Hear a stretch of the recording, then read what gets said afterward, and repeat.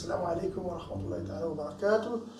Now, regarding the history of Islam in the Caribbean, I would say this can be subdivided into at least 3 different phases.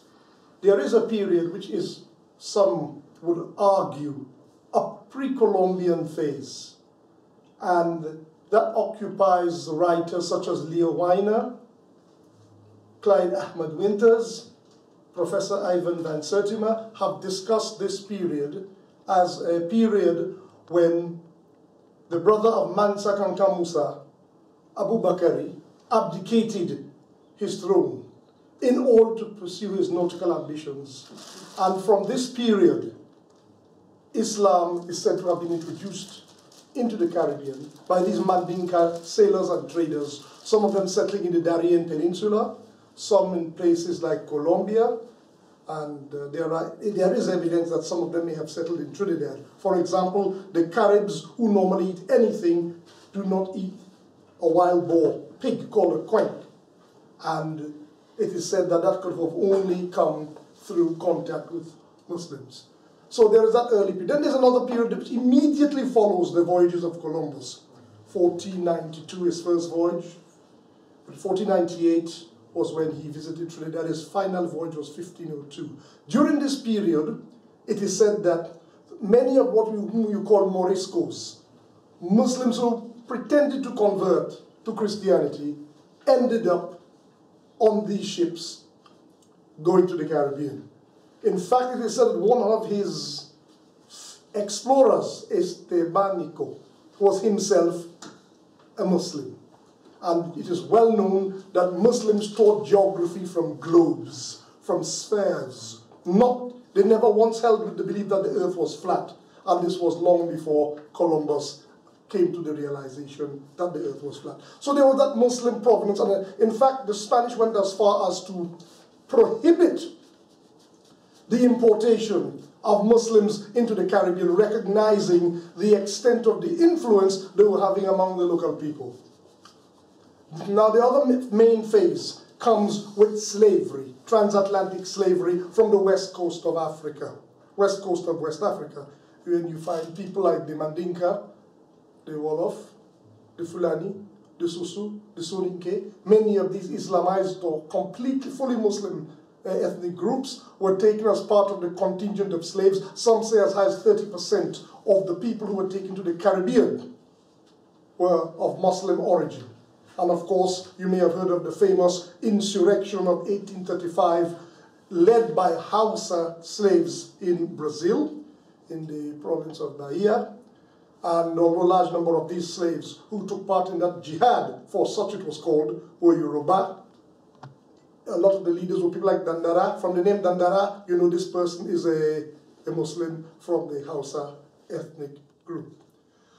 After this period, which of course you know was a period of slavery and brutality in which efforts were made to basically remove any vestige of African culture from the African and turn him into a Negro, you have in 1834 a period when slavery was ended till 1838. That was called the period of indentureship.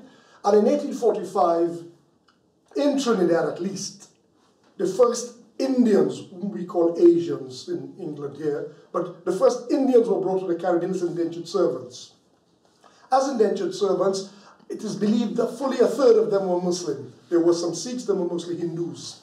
They came mostly from the Gangetic Plain. They came, that's northwest and north central India. Bihar, Agra, Uttar Pradesh, that sort of area. A lot of them were Muslims. And when they arrived in Trinidad, of course, they speak of having met people who were of the Mandinka origin, practicing Islam in Trinidad. In fact, there's a place where they settled and found Muslims there of the Mandinka ethnic origin, and today that place is called Mandingo Road. It still has that name. So, and now these Mandingo are part of a contingent of slaves that you find still managing to hold on to their Islam. In Jamaica, there was the famous Abu Bakr Sadiqa, who had been passing around copies of the Luwathaka, and in other islands too. In Guyana, I think the name by which Muslims were called is Fulaman, which of course goes straight back up to the Fulani tribe, from which a large number of them may have originated.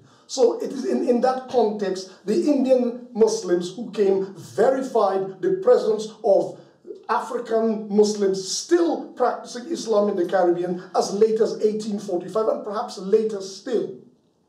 The Indians often had their scholars come from like Mulvi Nimab, Mulvi Simab, yes, and Haji Ruknuddin. They would bring scholars from India back and forth. There was a constant intercourse. When I say India, I'm referring to Pakistan, India, and Bangladesh. They brought their scholars and back and forth. So they maintained a constant interaction with Islam in that part of the world. From in Guyana and Suriname and Trinidad, you could consider to be a triangle of Islam that was perpetuated by the Indian indentured servants brought over to work on the sugar plantations after slavery had ended. In the 1920s, you have the last, I suppose, contribution to Islam in the Caribbean coming, in terms of traditional communities, coming from the Lebanese and the Syrians, who were, for the most part, Christian of the Maronite persuasion, and a small number of them were Muslims, but they tended to practice their Islam almost clandestinely, keeping more to their Lebanese roots rather than integrating their Islam with the Muslim populations that they already met in the Caribbean. But basically, when you speak of the Caribbean Islam, you can't not speak of what happened in the 60s. And this was when Islam in the African Caribbean had all but died out. And there was a revival of that Islam by the contact with America. It was called the Moorish Science Temple. Then there was the Nation of Islam with Elijah Muhammad. And all of these groups began to, this coincided with the time of tremendous travel between people from the Caribbean to America.